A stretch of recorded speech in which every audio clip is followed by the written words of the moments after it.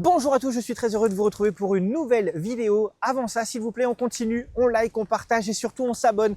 Ça se passe juste en bas, vous êtes de plus en plus nombreux, je vous en remercie. Et d'ailleurs, merci aussi pour tous les messages de soutien que je peux recevoir. Ça fait extrêmement plaisir, extrêmement chaud au cœur. Donc on va continuer sur cette belle lancée. Aujourd'hui, on vous présente quoi? Eh bien, on vous présente le nouveau Kona électrique. On vous l'avait déjà présenté dans sa version hybride. Vous avez été nombreux à nous demander un petit comparatif avec la version Full Elec, et ben voilà, c'est chose faite. On l'a dans sa version Premium, pack exclusive avec du coup la grosse batterie, le plus d'options et surtout forcément, c'est le véhicule qui du coup est le plus cher forcément. Voilà, ça c'est dit. Maintenant, on a les petites fiches à l'appui. Pourquoi? Parce qu'en fait, vous avez été nombreux à nous dire on aimerait bien avoir une petite idée de différence entre la version hybride thermique et la version full élec. Et ben nous, on l'a testé pendant une semaine, on a fait plus de 800 km avec cette version électrique. Et ce que je peux vous dire, c'est que il est beaucoup plus joueur en version électrique. Ça, c'est d'ailleurs le premier point que moi j'ai retenu.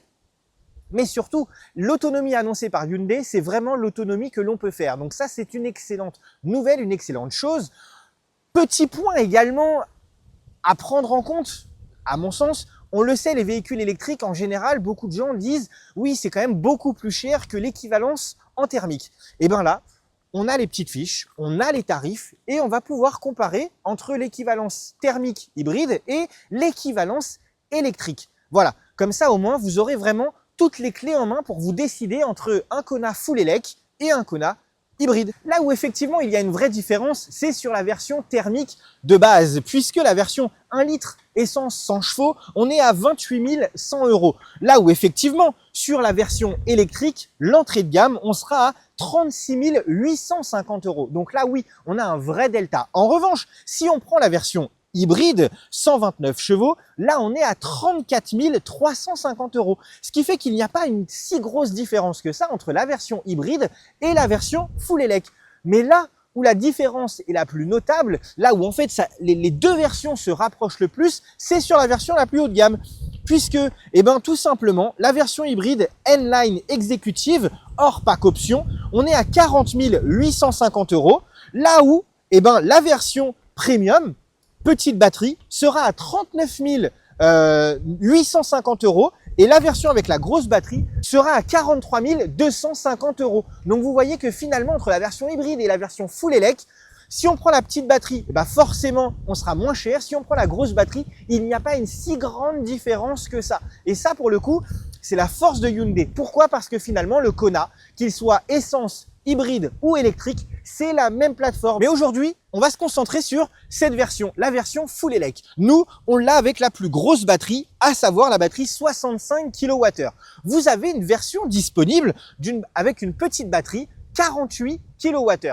Effectivement, ça affectera forcément l'autonomie du véhicule. Ça, c'est à vous de voir, mais on a également une différence de prix. Il faut l'entendre. C'est pourquoi je vais vous détailler les différences de prix en fonction de la petite batterie ou de la grande batterie.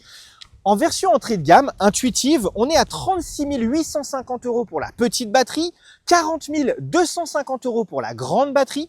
En version créative, on est à 37 850 € pour la petite batterie. On passe à 41 250 € pour la grande batterie. La version N-Line créative, elle, n'est disponible qu'avec la grande batterie et elle s'affiche au tarif de 42 250 €. Pour la version premium, 39 850 € pour la petite batterie et 43 250 € pour la grande batterie de 65 kWh. Qu'est-ce que ça nous donne en termes de performance? On va vous dire ça tout de suite. Mais avant ça, petite particularité, on a le pack exécutive qui est uniquement disponible avec la grande batterie et qui se monnaie au tarif de 3 500 € tout de même. Et qu'est-ce que ça comprend? Bah, ça comprend tout simplement un pack Bose en option, le V2L. Voilà, on a quand même quelques petites choses qui nous sont ajoutées avec l'aide au stationnement, avec la télécommande, où vous pouvez en fait sortir et entrer dans une place de parking uniquement avec les petits boutons qu'il y a sur la télécommande. Ça, on vous l'avait déjà montré sur les autres véhicules de chez Hyundai. C'est quand même une belle particularité de la marque et c'est surtout extrêmement pratique quand on se stationne dans des places un petit peu exiguës. Maintenant, on va attaquer les caractéristiques techniques performance de ce Kona électrique. J'ai ma petite fiche sous les yeux. parce que je ne veux pas dire de bêtises, hein, ce serait quand même dommage. Alors déjà, il faut savoir qu'on est sur une batterie lithium-ion sur le Kona. Du coup, cette batterie fabriquée en République tchèque nous donne un surbonus. Il est éligible au surbonus parce que oui, sa batterie est fabriquée en Europe. Donc ça, c'est plutôt pas mal parce que forcément, ça va réduire le prix du véhicule. Clé en main, vous aurez le petit surbonus et ça peut vous aider. 295 volts pour la petite batterie, 398 volts pour la grande batterie. C'est ce qui est disponible sur le Kona Elec. En termes de puissance, ça nous donne quoi? 156 chevaux pour la petite batterie et on est à 217 chevaux pour la grande batterie. En revanche, lui, le couple est inchangé, que ce soit la petite batterie avec un petit peu moins de puissance ou la grande batterie avec un peu plus de puissance, on est à 255 Nm de couple. Le poids sur la balance, on va quand même vous le donner sur le Kona électrique, c'est 1 tonne 690 pour la petite batterie et 1 tonne 773 pour la grande batterie. Il n'y a pas une grosse différence finalement de poids entre la petite et la grande batterie, donc ça c'est plutôt pas mal, mais surtout on a quand même un poids assez contenu sur un véhicule de ce gabarit, et ça c'est pareil, ça nous aide pour l'efficience du véhicule puisque tout simplement Hyundai nous annonce sur la petite batterie en cycle mixte des autonomies de 377 km avec la petite batterie, je le précise, et on est à plus de 514 km d'autonomie annoncée en cycle mixte avec bien entendu les petites jantes. Attention parce que on peut avoir des différences entre les jantes en 17, les jantes en 19, selon si vous prenez des options de ce côté-là, ça va forcément affecter l'autonomie, donc il faudra faire attention.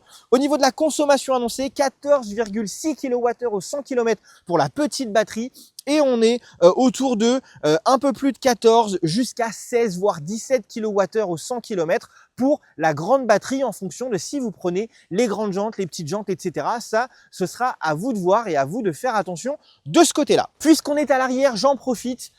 Sur la petite batterie, c'est 300 kg possible au niveau du crochet d'attelage. On peut remorquer jusqu'à 300 kg. Voilà, en remorque non freinée ou freinée, ça ne change rien. Ce sera le poids maximal que vous pourrez tracter. En revanche, on est à 750 kg possible remorque freinée sur la grande batterie et bien entendu 300 kg sur une remorque non freinée. Le coffre, on va l'ouvrir tout de suite. Ça change un petit peu. 466 litres de capacité de chargement dans le coffre.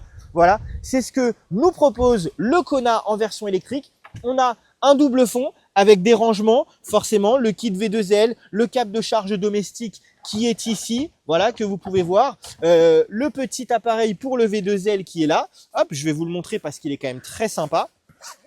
Regardez ça, voilà.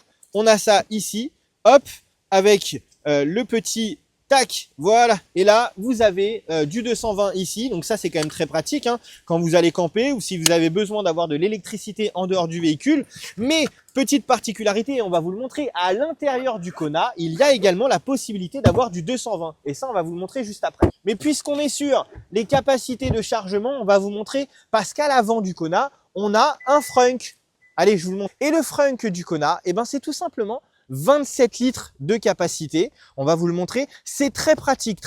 Pourquoi? Parce que je le dis souvent, quand on a le câble type 2 qui est dans le coffre et qu'on a les courses, qu'on a ce qu'on veut dans le coffre et qu'on veut se brancher sur une borne, il faut soulever le double fond, essayer d'attraper le câble, etc. C'est compliqué, c'est un peu galère. Là, chez Hyundai, c'est pratique. On a un frunk et donc on a le câble type 2 qu'on peut mettre. Alors après, si vous n'avez pas envie de le mettre là, vous le mettez pas là, vous pouvez mettre autre chose, vous faites ce que vous voulez. Mais moi, je trouve ça quand même très pratique. Le capot est également sur vérin, donc ça c'est pareil, très pratique. Hein, si on vient prendre dans son frunk, on n'est pas là à tenir, à essayer de trouver la béquille. Non, forcément, chez Hyundai, ils ont pensé à tout. Ils ont mis des vérins sur le capot, c'est quand même beaucoup plus pratique. Et on va terminer ces petits chiffres avec les dimensions du Kona électrique, que c'est 4,35 m de longueur. Voilà. Pour ce qui est de la longueur de ce Kona électrique, 1,58 m pour la hauteur et un petit peu plus d'1,80 m, 1,82 m exactement pour la largeur. Un empattement de 2,66 m, ce qui fait qu'il a une très bonne habitabilité et ça on va vous le montrer juste après. Autre petite chose qui je sais va vous intéresser, moi j'aurais aimé que chez Hyundai on puisse avoir vraiment la charge rapide sur tous les véhicules. C'est pas forcément le cas sur le Kona électrique, c'est vrai, et sûrement que certains le feront remarquer, puisque le Kona Elec passe de 10 à 80% en 40 minutes. si vous êtes sur une borne au-delà de 100 kW avec une charge en crête à un peu plus de 80-85 kWh.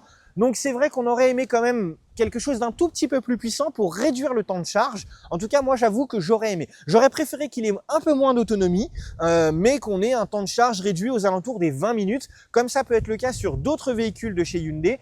Et pour le coup, c'est peut-être le point négatif que je reprocherais au Kona Elect. Avant de parler de la partie extérieure de ce véhicule, de faire un tour ensemble, je vous rappelle quand même que chez Hyundai, c'est 5 ans de garantie kilométrage illimité, 8 ans, 160 000 pour les versions hybrides, en tout cas sur le système hybride, les batteries de chez Hyundai. Mais pour le reste, c'est 5 ans kilométrage illimité. C'est noté, on a des petites étiquettes sur la lunette arrière, c'est noté dans le carnet. Bref, sur ça, vous êtes vraiment tranquille, vous avez une belle sérénité chez Hyundai. Ceci étant dit, on va passer à la face avant, puisque vous l'aurez constaté, on a quand même quelques différences avec sa version thermique, notamment au niveau du bas du pare-choc, notamment au niveau de la bande à LED qui est ici, puisque sur la version thermique, on a une bande à LED continue comme ça, très sympa. Et là, sur la version électrique, on récupère ce qui se fait au niveau de la gamme Ioniq, à savoir les petites signatures pixelisées. Puisque vous le voyez, on a des petits carrés comme ça, un peu en forme de pixels. Et ça, c'est très caractéristique de toute la gamme électrique, la gamme Ioniq de chez Hyundai. Et d'ailleurs, on peut retrouver également ces petits pixels ici en partie basse au niveau du pare-choc. Ça, c'est très sympa. On a une belle baguette noire laquée, ici un petit cerclage noir laqué. On le voit, hein, on a quand même un peu moins d'entrée d'air, c'est un petit peu moins sportif que la version thermique, en tout cas la version hybride qu'on avait eue, même si, je l'avoue, on avait eu en version N-Line, donc forcément on avait quelques petites particularités à la version N-Line, mais c'est vrai qu'il est un poil plus sage sur la partie esthétique, ce Kona électrique. En ce qui concerne le haut du pare-choc, c'est pareil, hein, c'est beaucoup plus arrondi, beaucoup plus fluide. On le voit, on se doit d'être efficient, donc forcément, on perd un petit peu ce côté un peu plus agressif, comme je vous le disais.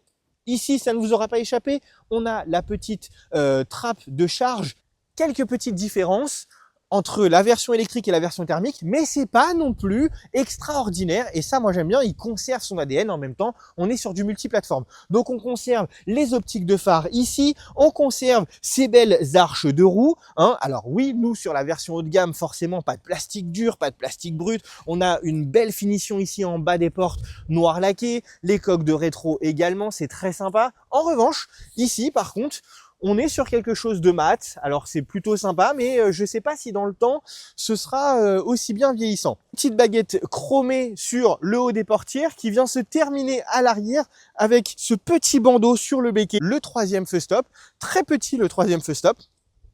J'avoue que je suis un petit peu étonné. En termes de visibilité, quand on est derrière le véhicule, on le voit, mais c'est vrai que j'aurais aimé quelque chose d'un tout petit peu plus grand pour la sécurité. Ça ne m'aurait pas semblé déconnant. Vous l'avez vu, on a également les petits entourages là, noir laqué. Sur la partie arrière du véhicule, on conserve cette symétrie, hein, finalement très fidèle au Kona, et surtout, je pense que Hyundai a beaucoup travaillé là-dessus, puisque regardez, sur la bande lumineuse à l'arrière, eh ben, on conserve ces petits pixels, ces petits carrés ici. Voilà, très caractéristique, hein, de toute la gamme électrique. On l'a également sur la partie basse, comme vous pouvez le voir ici, au niveau du bandeau noir laqué. Hop, hein, donc c'est quand même très sympa avec les petits catadioptres ici, rouges. C'est pareil, toujours avec ces petits pixels. Le feu de brouillard ici, un peu style F1, ça c'est très particulier, mais par contre, c'est quand même très stylé, on va pas se mentir. On conserve également le bloc de feu arrière ici en partie basse, très symétrique avec l'avant, hein, puisque finalement la version électrique ne déroge pas à la règle. On conserve cet ADN symétrique sur le Kona, entre l'avant et l'arrière. Moi en tout cas, j'aime beaucoup. Barre de toit noir mat comme ça, c'est plutôt sympa, surtout avec cette teinte Atlas White. Dites-nous en commentaire ce que vous pensez des petites différences. Et surtout, dites-nous si vous préférez la version thermique ou alors cette version full élec. On va vous montrer l'intérieur, bien entendu. Alors nous, on l'a en version crème. Alors, petit panneau de porte moussé ici, comme ça, c'est plutôt sympa. En revanche, bon, bah, partie basse, c'est pas très grave du plastique, mais on a du plastique en partie haute aussi. Ça me dérange un tout petit peu. En revanche, on voit quand même que chez Hyundai, il y a toujours beaucoup de travail effectué sur les panneaux de porte. C'est quand même assez stylé. On a des revêtements un peu différents. C'est travaillé. On a le petit bouton des sièges chauffants ici. Voilà, porte gobelet. Alors, vous le voyez pas parce que on n'a pas de finalement de petits logos ou quoi que ce soit, mais nous, on a le pack Bose 5 haut-parleurs, 2 tweeters, plus sous-woofer. Je peux vous dire que ça, c'est plutôt pas mal. Allez, je vais aller m'installer de l'autre côté, juste pour vous montrer un peu comment on est à l'intérieur de ce Kona. Hop, juste le temps pour moi de jeter ça dans le coffre. Forcément, haillon électrique, main libre, intelligent, on peut l'ouvrir à la clé, on peut l'ouvrir comme ça, on peut faire ça. Bref, c'est quand même très, très pratique. Je m'installe. Hop, voilà. Donc le siège, il est en facilité d'accès. Donc là, le siège est reculé quasiment au maximum pour faciliter l'accès. Et regardez l'espace que moi j'ai au niveau des jambes. C'est quand même assez sympa. On est quand même bien installé à l'intérieur du Kona. Vous voyez, hein, j'ai quand même beaucoup d'espace. On a des petites poches aumônières. On a de la connectivité USB-C ici en partie basse. Donc ça, c'est sympa. On a également de la connectivité ici avec du 220. Voilà, donc ça, c'est plutôt bien pour brancher une télé, une console, bref, ce que vous voulez. En tout cas, vous avez la possibilité de vous brancher. Et ça, c'est plutôt pas mal. Petit porte-gobelet avec la coudoir centrale, qu'on aime bien forcément. Alors, si on remonte la coudoir centrale, on constate quand même que la place centrale, elle n'est pas très grande. Néanmoins, on est sur un véhicule électrique, pas de tunnel central. On va venir s'installer, on va voir ce que ça donne. Alors, honnêtement, je ne ferai pas des milliers de kilomètres sur la partie centrale, mais avec un siège auto, un rehausseur en partie centrale et un enfant au milieu, ça passe assez largement. On voit quand même que les assises sont assez grandes. Je vous l'ai dit, en plus, on a le confort des sièges chauffants, sièges en cuir perforés comme ça. C'est plutôt très quali. Alors, après, à voir. Cette couleur avec les enfants, je ne sais pas si c'est la meilleure couleur à choisir. Néanmoins, vous le voyez, j'ai quand même de l'espace aussi au niveau de ma tête. Hein, je suis pas très, voilà, je suis pas loin du plafonnier, mais je ne le touche pas, donc c'est plutôt pas mal. Franchement, non, on est quand même plutôt bien. Je vais pas vous mentir, je préfère être assis de ce côté-là que de l'autre côté, ça c'est certain. Particularité aussi sur le Kona, on est quand même sur pas forcément leur plus grand véhicule, hein, puisqu'il y en a d'autres, mais les dossiers sont réglables, sont inclinables. On peut incliner le dossier de manière à être un peu plus confortablement installé pour pourquoi pas faire une sieste pendant qu'on se fait conduire dans le silence le plus total. On va vous montrer le petit pack Bose parce qu'à l'avant c'est écrit, mais avant ça je voulais quand même vous faire une petite démonstration. Alors malheureusement aujourd'hui on a énormément de vent, donc je ne sais pas si vous allez l'entendre, mais écoutez cette qualité quand on ferme les portières. Voilà, il n'y a pas de bruit de ferraille, il n'y a pas de bruit bizarre. Voilà, franchement là-dessus, ils sont très très forts. Alors, au niveau de la portière, regardez le panneau de porte, c'est pareil, on récupère la même chose que ce que l'on a déjà derrière, hein. Pas de différence notable. Par contre, voilà, moi ce qui me plaît c'est ça, on a le petit signalétique Bose ici, c'est quand même très très sympa. J'aurais aimé qu'elle soit mise derrière, vous allez me dire ça sert à rien, et vous avez sans doute raison, mais ça m'aurait fait plaisir. Petite chose qu'on a oublié avant de passer à l'avant, l'ouverture de portière.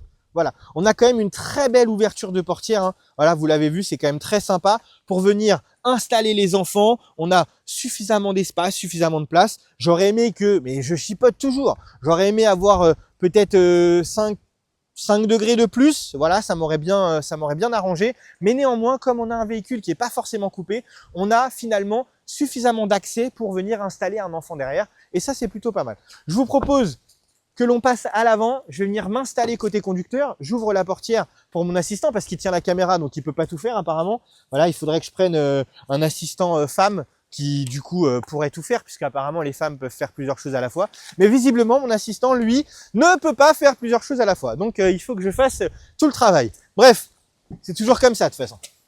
Allez, je m'installe. Regardez, voilà. Hop. Tac. Je vais mettre le contact. Comme ça, ça va s'avancer. Hop. Voilà. Donc, vous l'avez vu, on a cette petite console centrale avec beaucoup de rangements, que moi j'aime beaucoup, des vrais porte-gobelets dans lesquels on peut mettre carrément des bouteilles d'1,5 litre. Je vous l'ai montré pendant la semaine, je vous l'ai montré sur Instagram. C'est quand même vraiment très pratique. Petit rangement dans la coudoir ici. Voilà, hop, on a une petite pochette de rangement que l'on peut laisser, enlever, bref, on fait ce qu'on veut. Mais si vous avez nécessité à l'enlever, bah, vous avez un peu plus d'espace ici. Donc ça peut être pratique en fonction de vos besoins. Toujours cette sellerie qui est quand même très belle. Au niveau du tableau de bord, bah voilà, moi j'aime bien les revêtements différents, c'est travaillé. On a un petit rangement ici, voilà, avec du tissu. Alors forcément, partie basse, on est sur du plastique. En revanche, ici au niveau de la console centrale, on a une petite finition aspect alu brossé avec les boutons en raccourci. Pareil ici, cette petite insert là, comme ça, très sympa. Moi, j'aime beaucoup. Charge à induction non ventilée qu'on peut déconnecter, donc ça c'est plutôt pas mal. On a les petits boutons raccourcis ici avec siège chauffant, siège ventilé, la caméra 360 qui est très qualitative, on va vous montrer bien entendu, le volant chauffant, le frein automatique et le petit sélecteur pour les différents modes de conduite. Voilà, on va rentrer pour que vous puissiez voir un petit peu tout ça de plus près.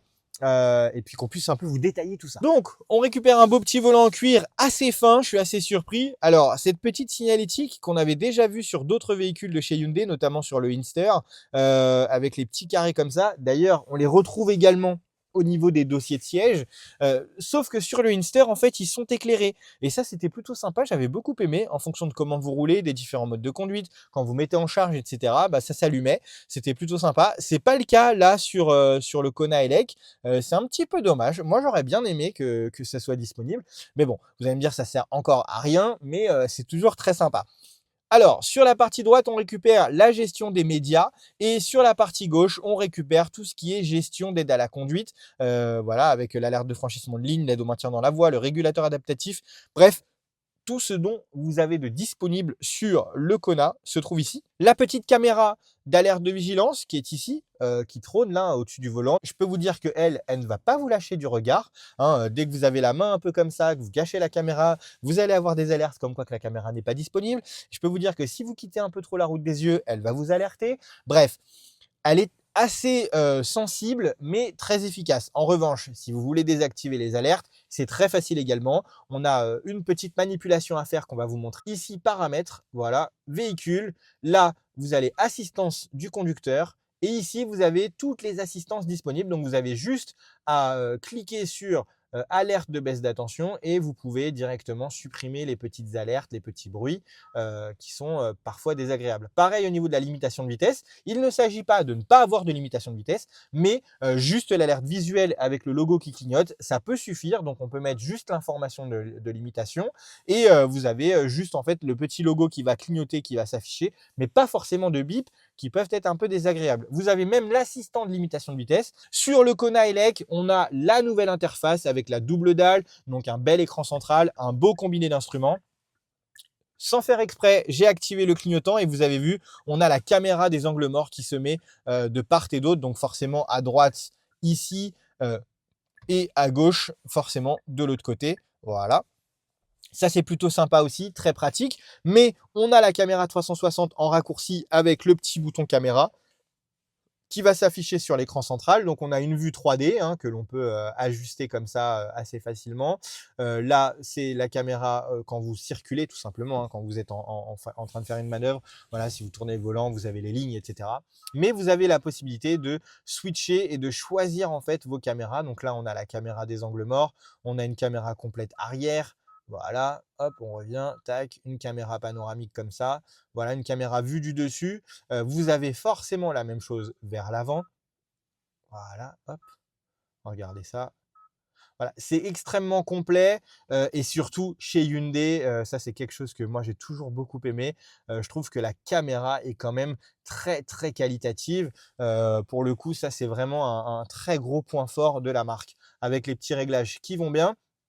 Alors, on va pas vous refaire une vidéo complète entre le combiné d'instruments et forcément l'écran central. Pourquoi? Parce qu'on l'a déjà fait sur le Tucson, sur le Santa Fe, sur le Kona en version hybride et ben finalement le Kona Elec récupère exactement la même interface que l'on aime beaucoup, qui est très complète. Lorsque vous avez l'abonnement Bluelink, et ben vous avez tout simplement la météo, vous avez beaucoup d'informations que vous pouvez sélectionner, que vous pouvez choisir avec une boussole, avec une petite vue caméra ici en plus. Voilà, hop, si on affiche là, on la remet ici direct. Voilà, c'est quand même très très bien fait. Les prévisions météo dans les 3 heures, Voilà, vous pouvez vraiment tout sélectionner parce qu'en fait, avec l'option Blue Link, vous êtes connecté à Internet, hein, tout simplement. Et donc, vous avez plein de possibilités, notamment la météo, le calendrier. Vous avez aussi le sport avec finalement le suivi de vos équipes préférées. Avec en petit ici, vous pouvez toujours avoir ce petit menu où vous avez la météo, le GPS, le petit mode électrique avec votre consommation, les différentes bornes à distance. Voilà, ça c'est vraiment le petit sous-menu qui est disponible lorsque vous êtes dans le menu principal. Donc ça, nous, on aime bien. Bien entendu, pour pouvoir avoir une meilleure charge, vous avez la possibilité de faire un conditionnement de batterie. C'est-à-dire que si vous roulez, vous allez quelque part qui est pas très loin de chez vous et que vous savez qu'il y a une borne et que vous allez vous brancher, eh ben, je vous invite fortement à activer le conditionnement de la batterie pour optimiser votre temps de charge parce que sinon, la batterie sera pas forcément à bonne température lorsque vous allez vous mettre en charge et donc vous allez mettre un peu plus de temps à charger. En revanche, si vous roulez beaucoup, je vous invite avant d'arriver sur votre point de charge de contrôler. Parce que là, vous voyez, conditionnement de la batterie, il nous met faible parce qu'effectivement, on n'a fait que 1,5 km pour venir ici. Donc là, on n'est pas en conditionnement. Mais en revanche, si vous roulez, que le véhicule a été à température, etc., eh ben, vous aurez probablement le conditionnement de batterie qui sera bon et donc vous n'aurez pas besoin d'activer le conditionnement de la batterie. Donc ça, c'est pareil, c'est quelque chose sur lequel il faut prêter attention. Vous avez également la récupération intelligente d'énergie, donc le freinage régénératif. Donc là, il est réglé en normal. Vous pouvez le mettre en doux progressif, vous pouvez le mettre en fort, mais vous avez aussi la possibilité de le gérer avec les palettes. On a plusieurs niveaux, on a même un niveau automatique. Voilà, vraiment tout est fait, tout est optimisé pour que vous puissiez conduire de la meilleure des manières avec ce Kona Elec. Je ne vous ai pas parlé aussi des petites connectivités qu'on a ici. Donc, on a deux l'USB-C là en charge. Donc, on peut charger ou alors, si on appuie ici, ça sert d'USB pour les médias. Et voilà, donc là, vous avez tout simplement vous branchez ici. Vous pouvez soit charger, voilà, c'est affiché ici, ou alors connecter le téléphone avec le véhicule et vous appuyez ici. Ou alors, si vous le souhaitez, vous avez juste à utiliser cette prise USB-C là. Et là, vous n'aurez que de la charge. Petit accessoire 12 volts 180 watts, voilà, hein, fonction un peu allume-cigare. Et lorsque vous utilisez la charge induction, ça s'affichera ici. Là, vous aurez un petit voyant qui va s'allumer. J'espère que cette petite présentation du Kona tout électrique vous aura plu. On se retrouvera bien entendu dans une deuxième partie de vidéo où vous pourrez retrouver le débriefing façon podcast. Plus facile à écouter qu'à regarder, je vous l'accorde. En attendant, nous, on vous laisse parce que vous l'avez vu, la météo se gâte. Donc, on va rentrer à l'intérieur du Kona et on va aller profiter des derniers instants qui nous restent au volant de ce Kona tout électrique qui, je vous le dis franchement, très honnêtement, moi, j'ai préféré cette version électrique que la version hybride. Je l'ai trouvé beaucoup plus joueur, beaucoup plus fun, une suspension un peu plus ferme. Voilà, en tout cas, c'est vrai que moi, cette version électrique m'a particulièrement convaincu. Donc, je vous invite à vous rendre en concession. Il y a pas mal d'offres commerciales en ce moment chez Hyundai. Donc, on n'hésite pas, on va voir, on se renseigne. En plus, je vous l'ai dit, il est éligible au super bonus. Donc ça peut vous aider. Merci à tous. On se retrouve très prochainement pour une nouvelle vidéo. À très bientôt. Ciao, ciao.